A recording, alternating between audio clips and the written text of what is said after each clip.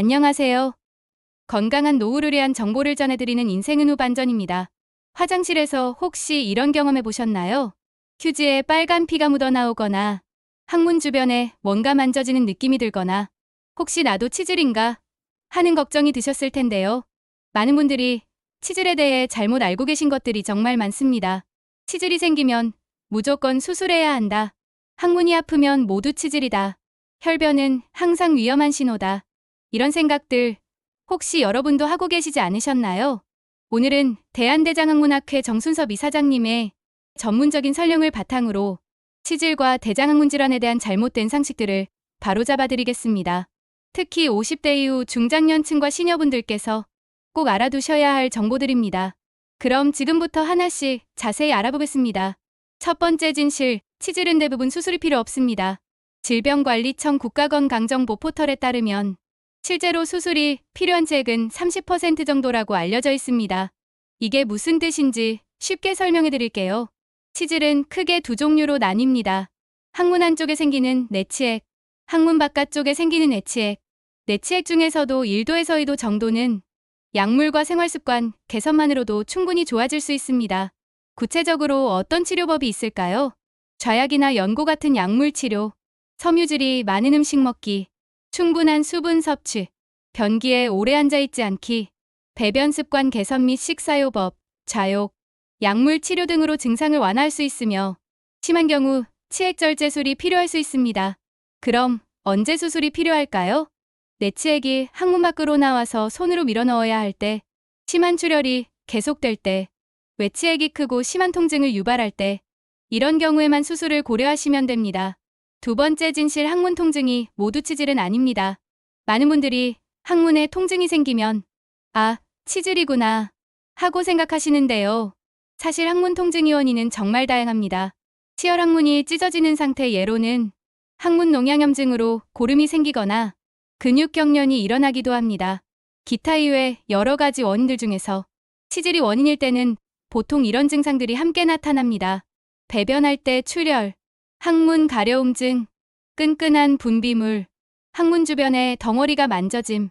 단순히 아프다고 해서 치질이라고 단정하지 마시고 정확한 진단을 받아보시는 게 중요합니다. 세 번째 진실, 변비는 심각한 질환의 신호일 수 있습니다. 변비쯤이야 하고 대수롭지 않게 생각하시는 분들이 많으신데요.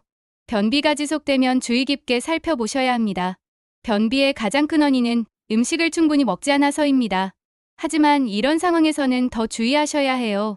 생활 습관을 개선해도 변비가 계속될 때에는 식이섬유와 수분을 충분히 드시고 규칙적으로 운동을 하셔야 합니다. 그리고 충분한 수면을 하셔야 됩니다. 특별한 약물진 통제, 제산제, 항우울제 등을 드시지 않는데도 변비가 지속된다면 대장암이나 갑상선 질환 같은 심각한 질환의 신호일 수 있습니다. 특히 이런 증상이 있으시면 바로 병원에 가보세요. 첫 번째, 40세 이상에서 갑자기 변비가 심해졌을 때, 두 번째, 변이가 늘고 끊길 때, 세 번째, 체중이 급격히 줄어들 때, 네 번째, 배에서 덩어리가 만져질 때, 다섯 번째, 가족 중에 대장암 환자가 있을 때. 참고로 변비는 일주일에 3번 미만으로 배변하는 상태를 말합니다. 네 번째 진실, 혈변은 치질일 수도 암일 수도 있습니다. 대변에 피가 보이면 많은 분들이 치질이겠지 하고 생각하시는데요. 젊으시더라도 혈변이 보이면 반드시 내시경 검사를 받아보시기 바랍니다. 혈액 색깔로 어느 정도 구분할 수 있어요.